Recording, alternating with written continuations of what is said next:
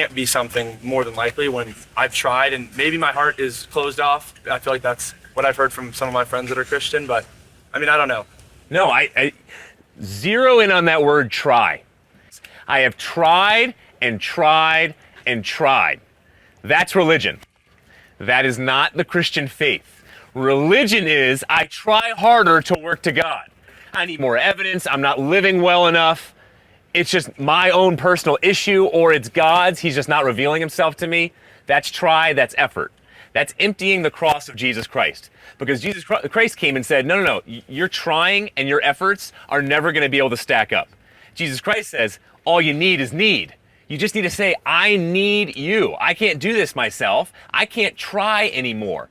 And as soon as you do that in humility, now you're saying, I'm stepping out in faith. I trust you. Your life, your claims, your death and resurrection stack up to be pretty reliable. So I'm going to enter into this relationship. See, there's one big celebrity atheist we've debated a handful of times, and he always says, oh, I was an altar boy, and, I really studied, but I kept trying, and I had a serious, he was way more prideful, way more prideful than you, don't worry. And he kept saying this, and I'm thinking, well, that's your problem right there. Stop trying so hard. It's God has worked his way fully to you. Now just take that step and saying, Christ, you did all the trying. You did all the ultimate ceasing finally on that cross, but you had to work hard. I mean, you were sweating teardrops of blood. Talk about trying to save us. That's trying. Now we just need to rest in what he did for us. That makes sense. I have a friend in high school. He was in apologetics with me. He was a super Christian, went to church. I mean, probably knew more scripture than I did or the pastor. I just found out this year that he is an atheist in turn. He's a transgender now. Now I was just asking you, can you lose your salvation? And if so, how? No, I don't believe you can lose your salvation. When Jesus talks about, I never knew you, depart from me. He simply never knew you. Or in the Gospel of John, no one can pluck them out of the palm of my hand. So you can rest secure in who Jesus is, that he lived and died for you. And so you have security. See, whenever I meet a Christian who says, I have so much salvation anxiety, I don't know if I'm saved or not. Again, it gets back to, well, are you trying to be saved? Are you just trying? It's my own effort. No, say, God, please forgive me for my wrongs. I want to accept you, but I know it's your doing, it's not mine. And so no, you can't lose your salvation, but at the same time, we need to be careful not to judge people. I was sharing this with a group yesterday. We need to remove the plank in our own eye before talking to somebody who's transgender or living sexually different from what Christ calls us to live, and say, hey, I've done wrong. I'm still doing wrong all the time. I mean, why in the world are heterosexuals called out in the Bible over 360 times and homosexuals are only called out 6 times? Now, I better be looking at my own life and my own personal lusts and issue in that area than somebody else's.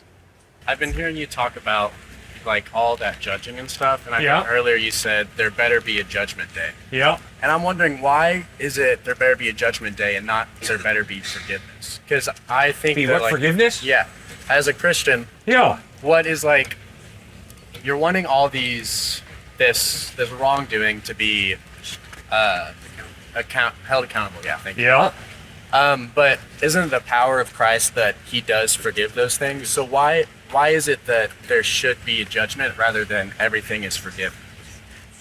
You don't forgive me for giving you $1,000. You forgive me for doing something mean and horrible to you. You take an understanding of justice out of your worldview, you don't have the foggiest idea what forgiveness is. It's only people who have been hurt deeply who truly understand what forgiveness is. On the cross, God was hurt. Christ was hurt. Christ understands the cost of forgiveness. And if someone hurts you deeply enough, then you're going to have to decide, revenge or forgive them. And if you choose to forgive them, you begin to understand the high price of forgiveness. If anybody thinks forgiveness is free and easy, they've not been hurt badly enough and they don't know how costly it is to forgive. Why isn't it just forgiveness across the board? if he's already paid that. Right. I look him in the face and say, I offer you forgiveness. He says, for what? I can stand here and offer him forgiveness all day long, but reconciliation will not occur until he says, I did wrong, Cliffe. Would you find it in your heart to forgive me? Reconciliation will not occur until the wrongdoer acknowledges, I have done wrong, please forgive me. Does that mean that there is work on our side that we have to do in order for us to be forgiven? Absolutely. I need to respond to God's forgiveness, be melted by the fact that he has forgiven me and I don't deserve it. And then I've got to extend that same grace to him if he hurts me deeply and forgive him. That is not earning my way into God's good graces, but it's showing that my heart has been melted by the grace, the forgiveness of Christ. And now, in spite of what he's done to hurt me, I'm going to forgive him and not seek revenge. I'm not saying that, like, from us, we should forgive across the board. I'm saying, why isn't that? Why isn't he doing it? The reason that God cannot just blindly forgive is because he is the judge of the universe. When I sin against you, that's just a fellow human being. But when I sin against God, who gave both you and me life, that's of a different order. Little Johnny, kindergarten, kicked sand into Billy's face.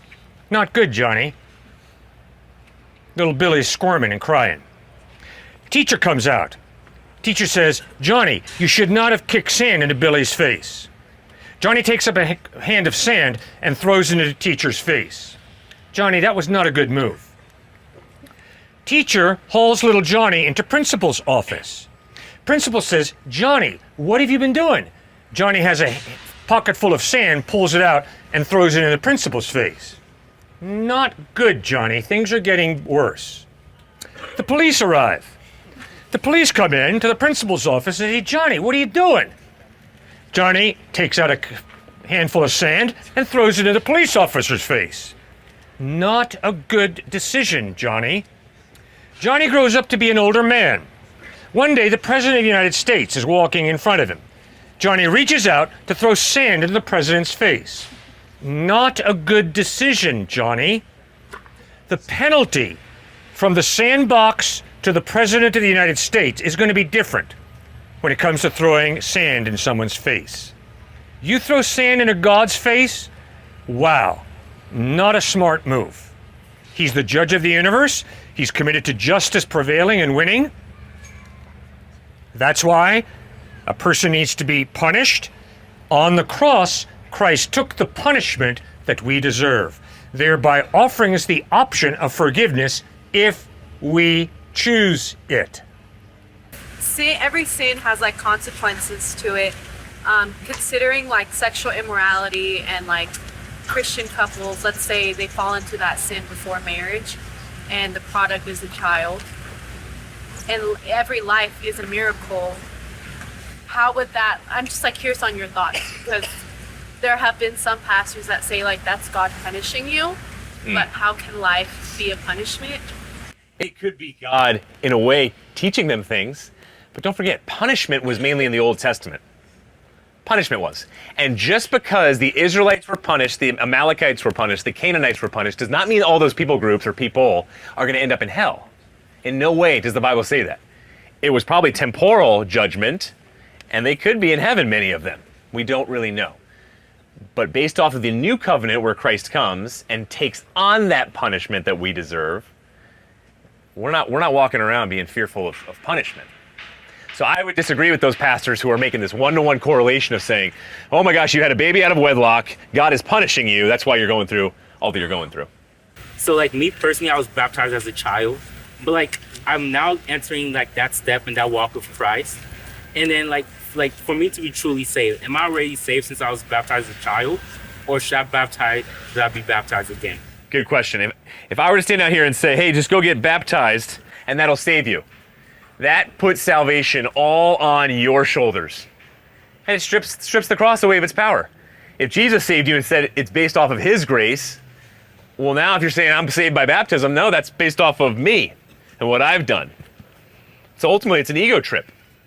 We think we're making following this great command to do water baptism, and somehow that's going to get us to heaven. All right, I'm glad you're into, yes, focusing on commandments. That's very important. But to say that you need to do that to get to heaven, all right, that's up to me. Falling right into religiosity. How do you take that knowledge? Like, I think in the Greek it's epignosis, which is like head knowledge, and gnosko, which is heart knowledge. Right. And so how do you take that head knowledge from reading the Bible and turn that into heart knowledge? Turn that into something that strengthens your relationship with God? Blessed is the man who does not walk in the counsel of the wicked, stand in the way of sinners, or sit in the seat of mockers. All right, Psalm chapter 1 talks about this tree of life. And it brings up the word meditation in the Hebrew multiple times. And so what is that saying? It's saying that meditation is the gateway to prayer. If you don't meditate, contemplate, and start asking yourself, if I took this scripture seriously, how would it change my life? Well, that's just a head thing. So I'm just reading it formationally, informationally. But when you really read it formationally, now you're starting to ask the questions of your heart. Am I growing in being a more peaceful person, more loving person, more kind person, more humble, less lazy person? I need to ask myself that question all the time. Even though I feel like I'm working all the time, what areas am I lazy in? Spiritual laziness. So meditating, it's something called Lectio Divina, where you look at certain scriptures and you go over and over and over. Take 20 minutes to go over one verse.